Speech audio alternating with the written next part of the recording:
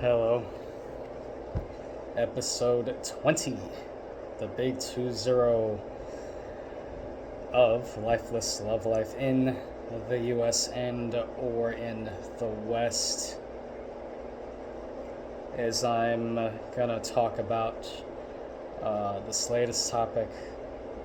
A lot going on in the world when you stream the internet or you watch the television. I just stream now. I haven't had TV channels forever. I have a TV, but that's if I want to watch a movie. Meaning I'll put like a DVD in a PlayStation and I'll plug it into the TV. Or maybe on occasion I'll play a video game. Yeah, just a lot going on. That includes a lifeless love life. Oh, this world feels like going downhill. Partly our fault. Human nature. As I've mentioned before, human nature. But anyway, in this topic, I might be the villain. Probably. So the prior episode was about the types of girls that are physically appealing to a guy. In this episode, I want to choose my wording perfectly. It's what kind of girl a guy has a better chance with.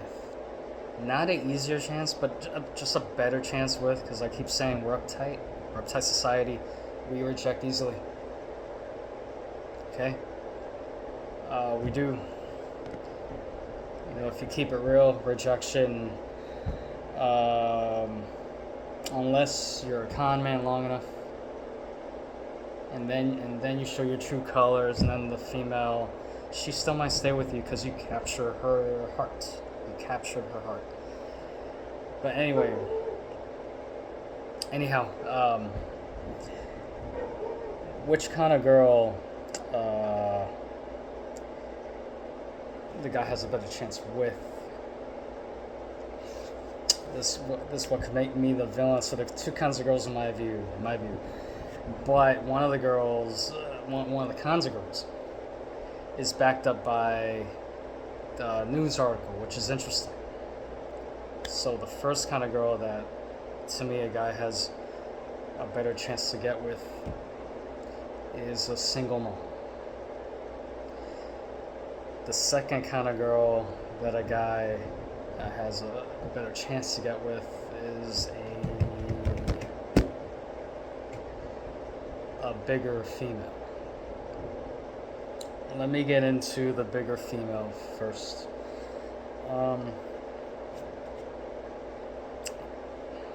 So my instincts always told me for a long time, for years, there's something about the bigger female that's easier going, easier to get along with.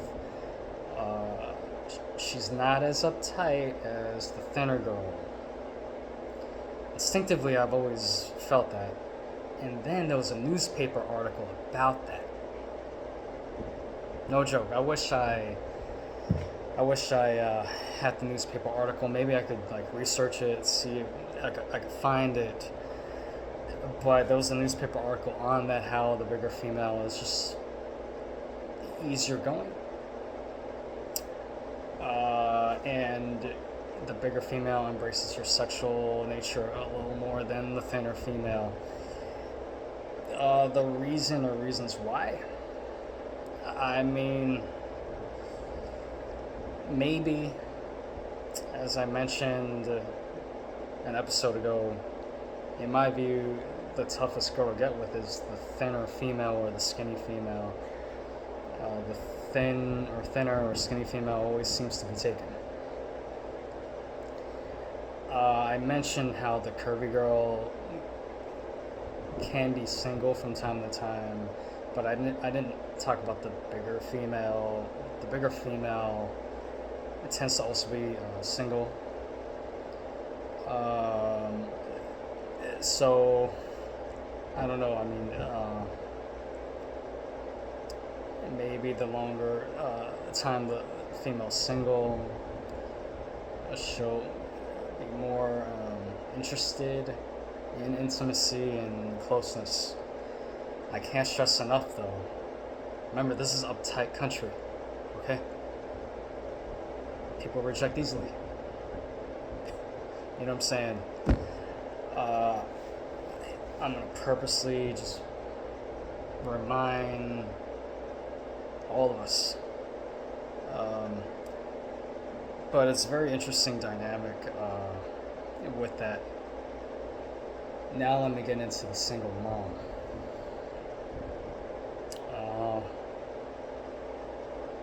So, in my view, before the girl has a child, or before the female has a child, she's always taken. All the time. She met Mr. Right. She met the best guy in the world. And then, after she has a child with the guy, all of a sudden, he's not the best guy in the world. And she's single.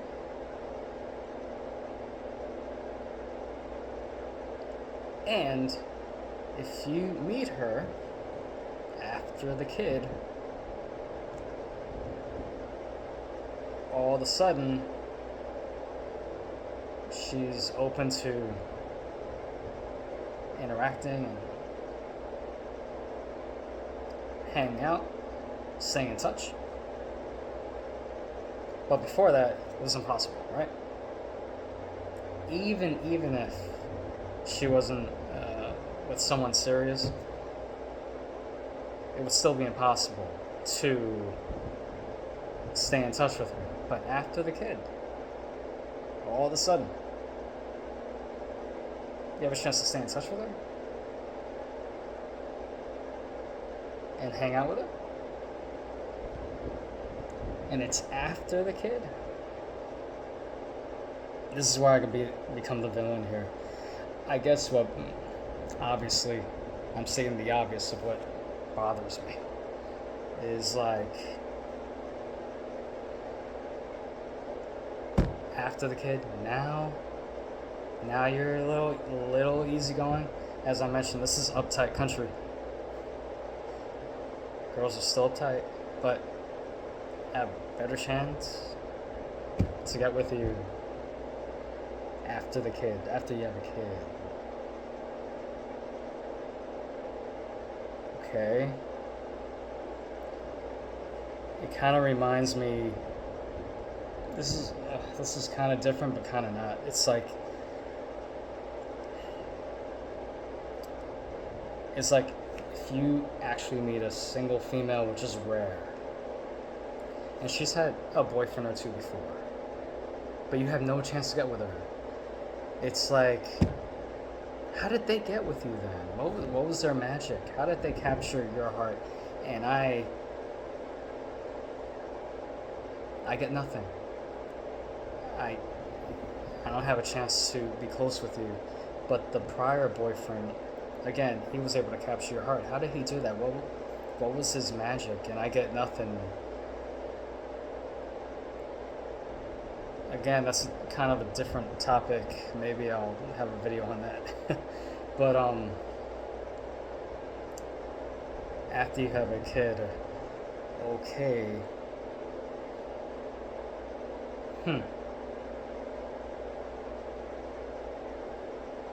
Or what's gonna make me the real villain? Alright, so you're thin, right? And then in the future you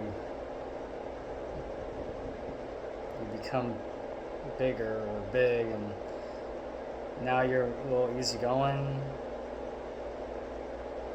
And now I have a chance to hang out with you, stay in touch with you. Maybe.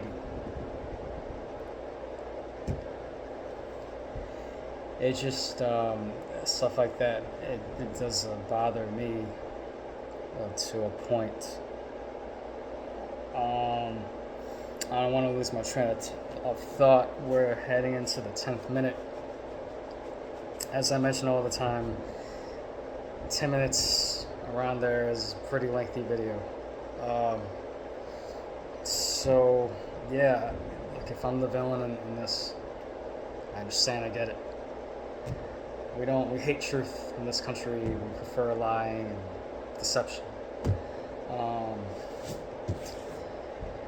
but let's see. I mean, I guess I'll wrap it up on here. Stay tuned for episode 21, the big 2-1. That's the drinking age in this country. Is it 21 or is it 24? But in Europe, it's 18, right? That's another subject. I get it, but man, we're so uptight, man.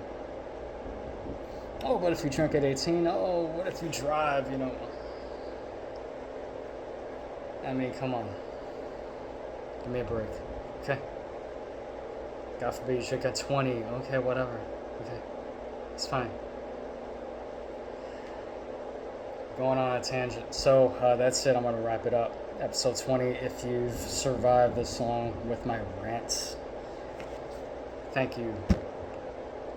I wish you a good evening. Take care.